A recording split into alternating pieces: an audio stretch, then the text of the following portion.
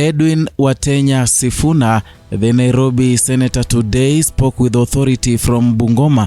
He is a good student of the late Raila Odinga, and whatever he's doing right now, he's getting it right. So in Bungoma, being his home turf today, he spoke with a lot of authority, showing the people and the Republic of Kenya that in Bungoma, he has a say, and that is where he comes from, and the people from Bungoma respects him. So he did this by lecturing the governor Bungoma Ken Lusaka and the Kimilili member of parliament Didmas Barasa.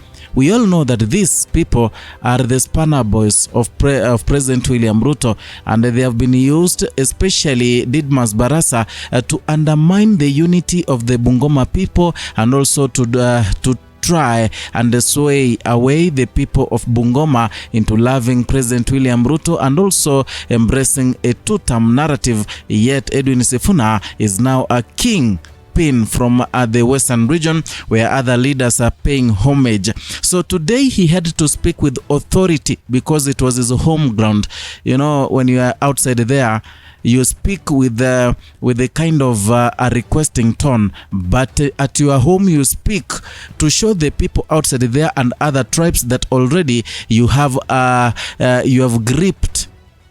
You've gripped the leadership of where you come from, and you are the one making decisions there. That one is so much important for any politician eyeing the top seat. So I want us to listen how he lectured Didmas Barasa and Ken Lusaka for the first time. You know, I've never seen Edwin Sifuna engage in confrontational politics, but today he went head on because it was, or rather it is in his home, and you know, it was a funeral service of a brother to the Bumula member of parliament, Jack Wamboka. Jack Wamboka has been a supporter, an ardent supporter of Edwin Sifuna. He has been preaching the narrative Sisindo Sifuna, and yet he lost his brother. So Edwin Sifuna arrived there with a few of individuals from Linda Mwananchi to try and embrace the unity and also to console their brother. And here he had to make a declaration, speak with authority, and point out the malls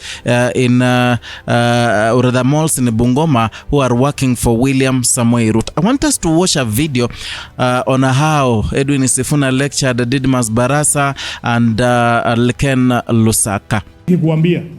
Nitakuambia mpaka usikie bwana ndugu yangu, kwa sababu sitaki uzame. Haiwezekani Didmas, munaenda kule bunge munapitisha miswada ambaye na nyanyasa wananchi, alafu wewe Friday unaingia KCB branch Bungoma wanakupatia 100, ati unangoja Sifuna akiongea, ati unaenda kupangisha watu laini hapo, alafu unaenda kusema kwa mitandao ati watu wamekataa Sifuna. Kwa sababu leo tunakujua wewe ndio utakuwa wa mwisho kutoka kwa hii matanga. Didmas ndiye atafunga hii matanga, na tumesema tunajua ile pesa mulipewa leo musichukue 200, alipewa 500 yenu. Tukae na yeye tumbembeleze, tumuingize box pole pole. Aliyomu ameba Lusaka. Lusaka oyoyo amanye sali khachesa mungo mwewe. Samuel. Mara musa pese kura nandi Lusaka wewe. Ata ya khaba bali ngwangwa nendeyo. Mara khobonene kanye. Hatutawalazimisha. Mheshimiwa Didmas, chezeo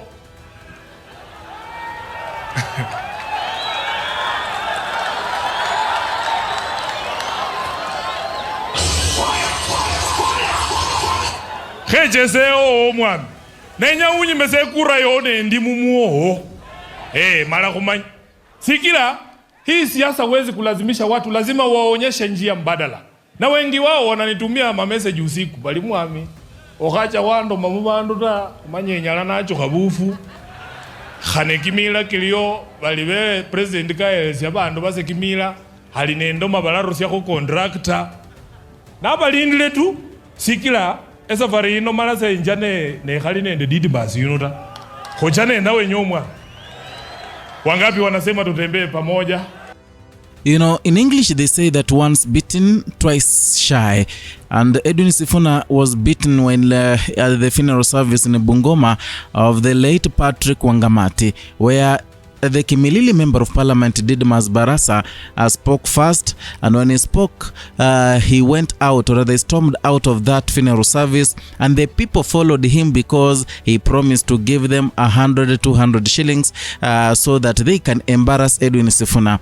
Didmas Barasa went back to his social media accounts where he chest thumped, saying that yeye sasa yeye ndiye Sifuna, not the real Sifuna, because he took all people from that gathering and the people followed him, where he dished some 200 shillings to them. So they knew today exactly that is the same thing that Didmas Barasa could do, and therefore Edwin Sifuna took charge as a leader and a presidential aspirant from Bungoma, someone who should assert authority, especially where he comes from. So he stood up and said that Didmas Barasa, being the member of parliament Kimilili, he will be the last person to address the meeting because he had a plan of disrupting that funeral service by talking and therefore going out with the people so that he can dish to them 200 shillings that he had gotten from KCB Bank in Bungoma.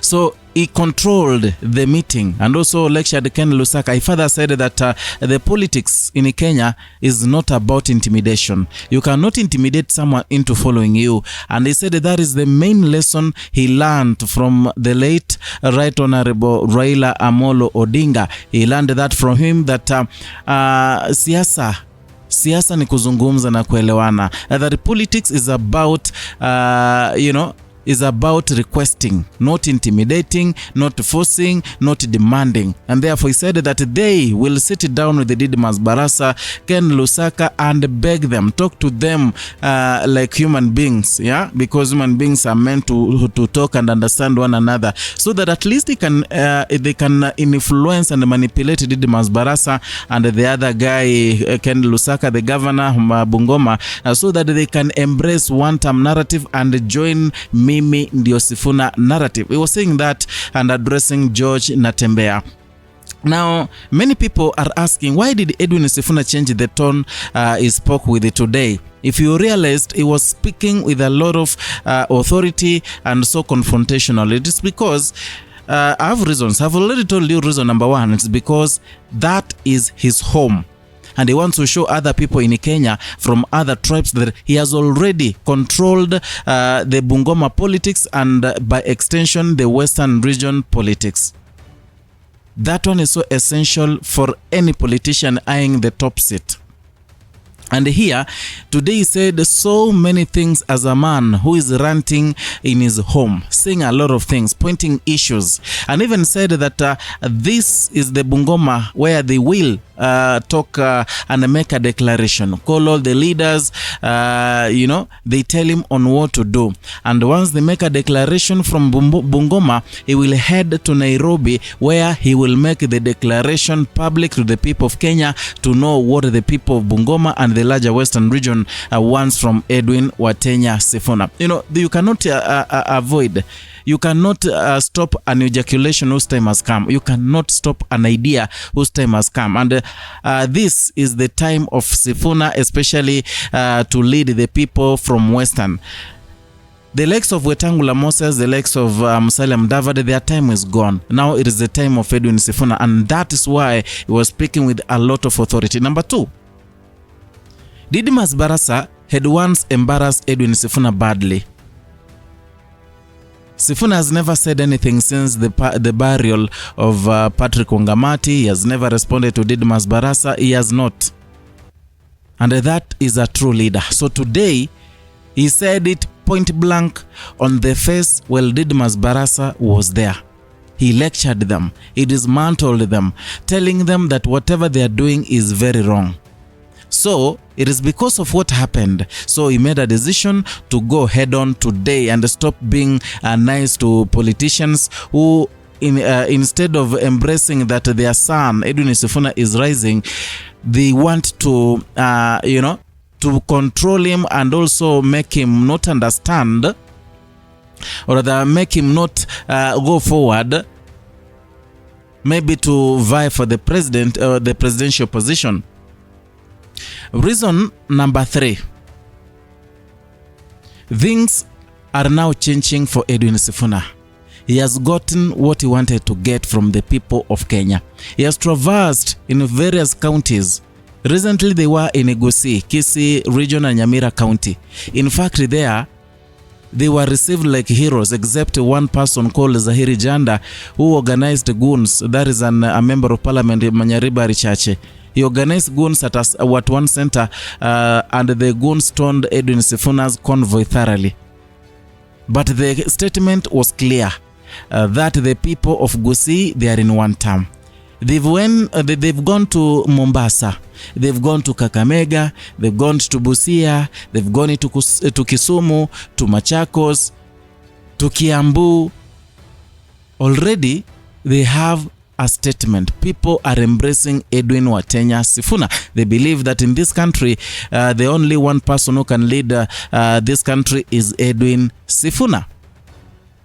And that is another reason why he had to make that declaration and speak with a confrontational voice. I don't know what you think about Edwin Sifuna's declaration today and how he approached the Ruto's malls in Bungoma. What you do, rate your comment down there in the comment section. I'll be going through all the comments so that we can make out of the form a basis of anything again we can talk about in the next video. So if you're new here, consider subscribing, liking and sharing our content. Hit the notification bell so that you can be receiving notifications each and every time we bring you a new content.